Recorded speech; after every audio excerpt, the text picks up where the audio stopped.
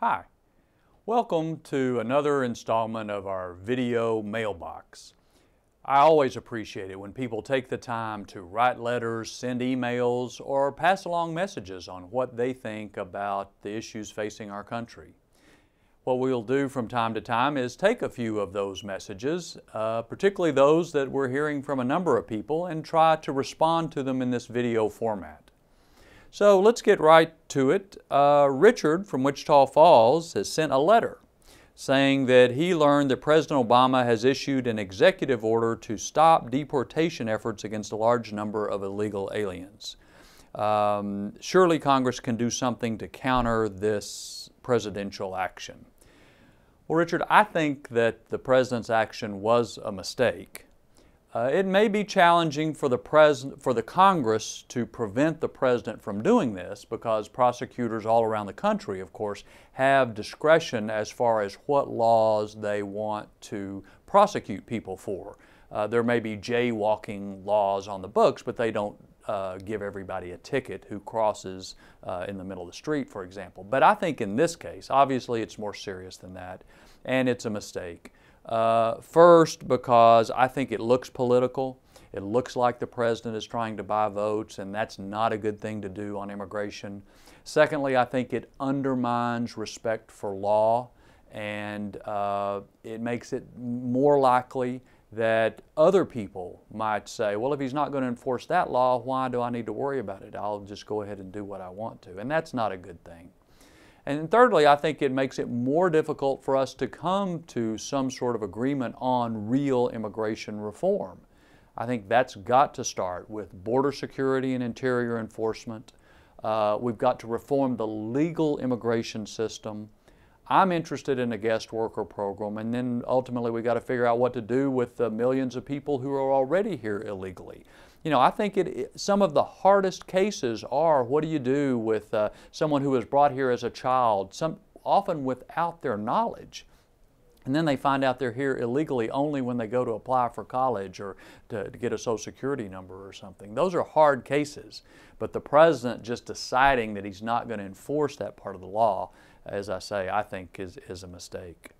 We'll go to the next one.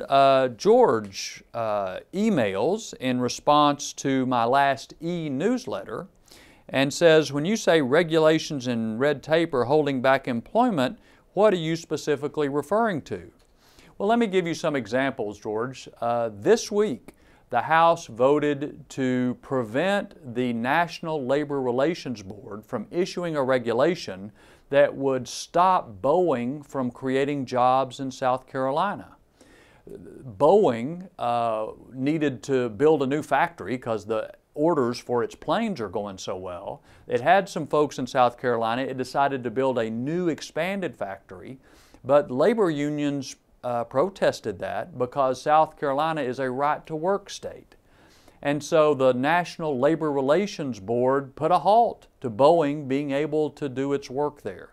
The House voted this week to stop that new regulation, which would have created jobs. The regulation would have killed jobs in South Carolina. And that's just one example of how regulation can specifically prevent employers from creating the jobs that they're trying to create. Next week, we're going to vote on a regulation that says EPA has to look at the costs and the benefits of any new regulation before it can bring those regulations out. That's something that I've argued for a long time. And of course, one of the biggest job-killing regulations is the new health care bill and all the regulations that go with it.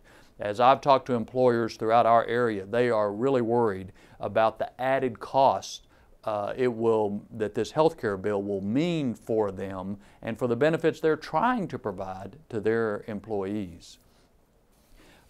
Tyndall had emailed from Spearman that he got my recent communication on the President's speech. There's some things he agrees with me on and some he disagrees with me on. But he believes the President's proposal to address the nation's crumbling infrastructure is badly needed.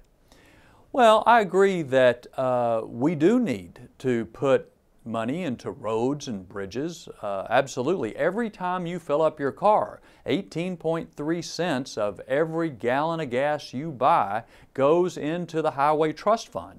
And it's that trust fund money that is supposed to be used to help repair bridges and roads throughout our country. One of the problems is that some of that money has been used for other stuff, like bike trails and museums, even a parking garage. So one of the things that I have really pushed for is to limit the use of that money that we all pay into to just roads and bridges, its intended purpose. So I am concerned about that. Another problem with what the President has proposed is that the highway spending he wants to do comes with a lot of strings attached, including a certain union wage that has to be paid for all construction workers. Some studies have shown that increases the cost of labor for these construction jobs by as much as 20%. So I'm all for infrastructure spending within the limits of the trust fund money, which should be used only for that purpose. But I'm also somewhat skeptical about the President's stimulus type funding because it really hasn't worked very well in creating jobs in the past. Dolores came into my office in Wichita Falls and passed along a message, which I appreciate. It's another way to communicate with me. She is retired, but she's a volunteer with a ministry in that area, and she's concerned about the overlap in services and talks about some of the different federal programs and what she sees.